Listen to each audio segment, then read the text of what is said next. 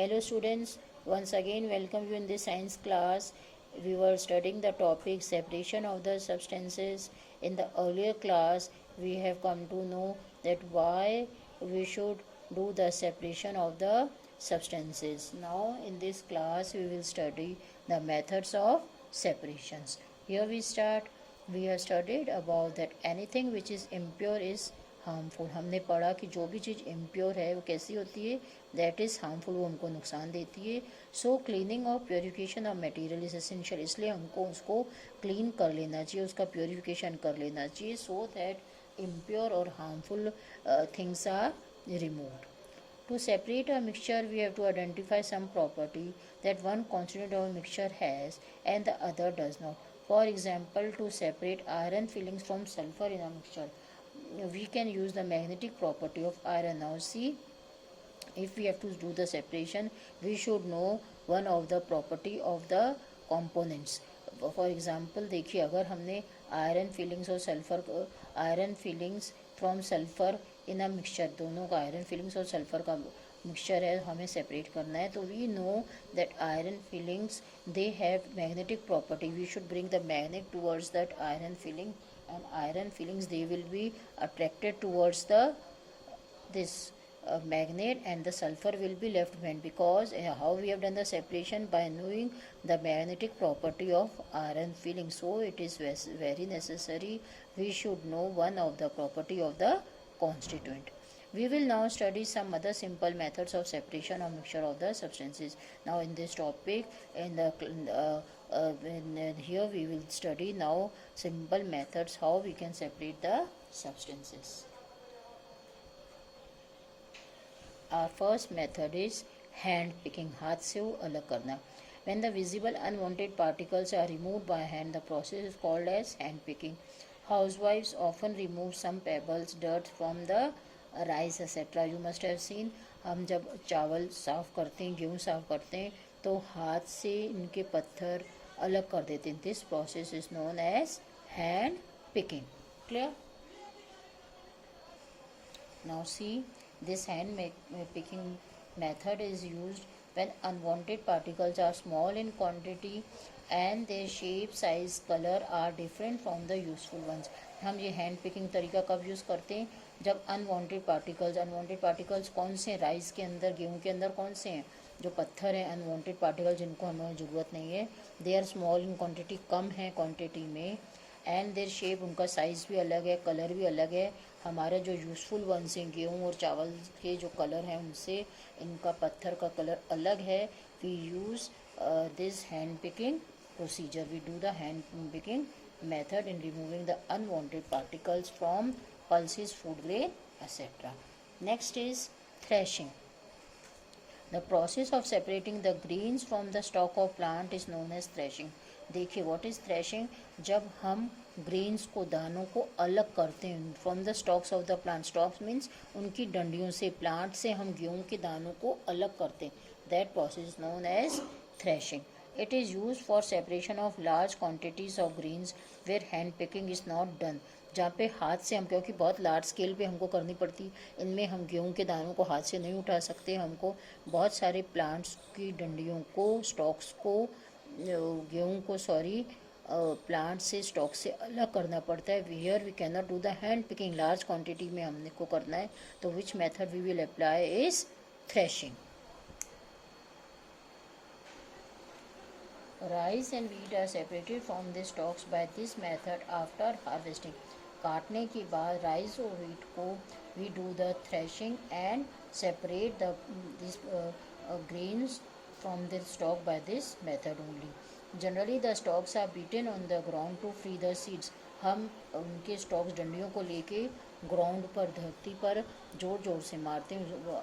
जो गेहूँ सूख जाती है तो उनके दाने अलग हो जाते हैं, लकड़ियाँ अलग हो जाती हैं. But now days threshing is done with the help of the machines.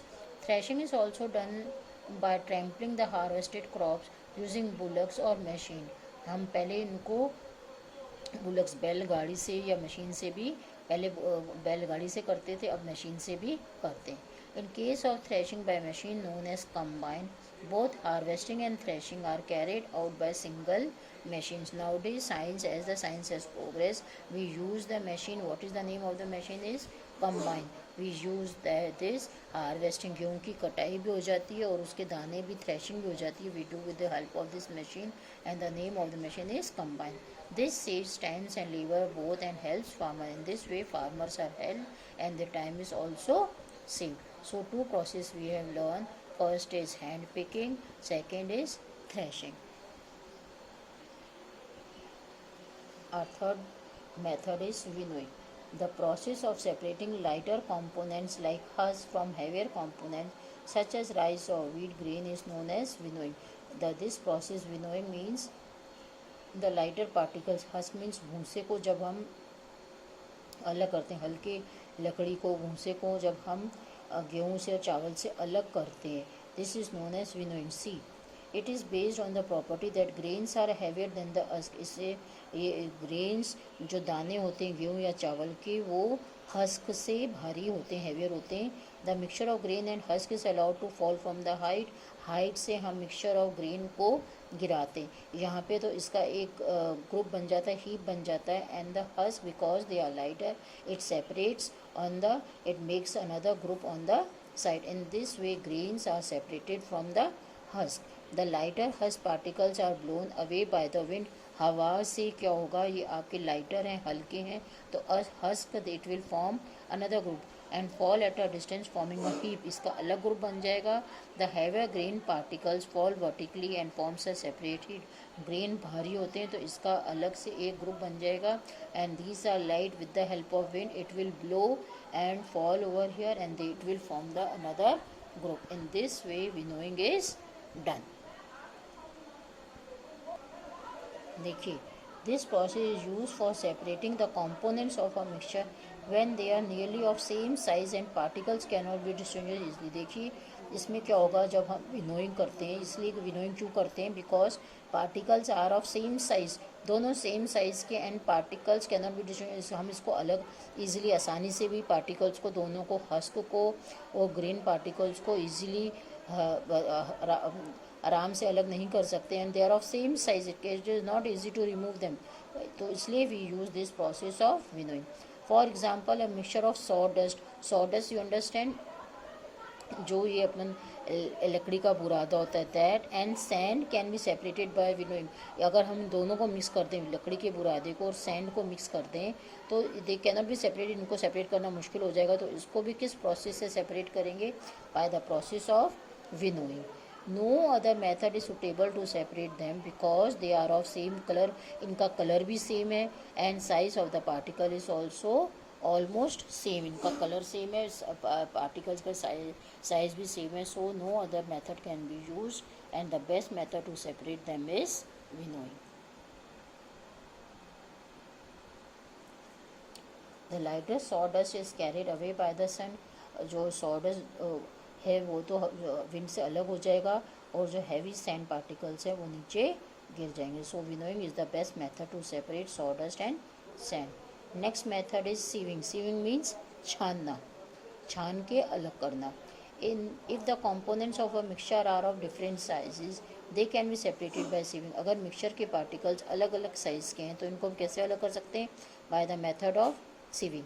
The smaller component pass through the pores of the sieve. See this sieving is done. Pores of the sieve means जो छलनी होती है उससे, उसके छेद से smaller particles तो नीचे चले जाएंगे, whereas the larger components are retained on it.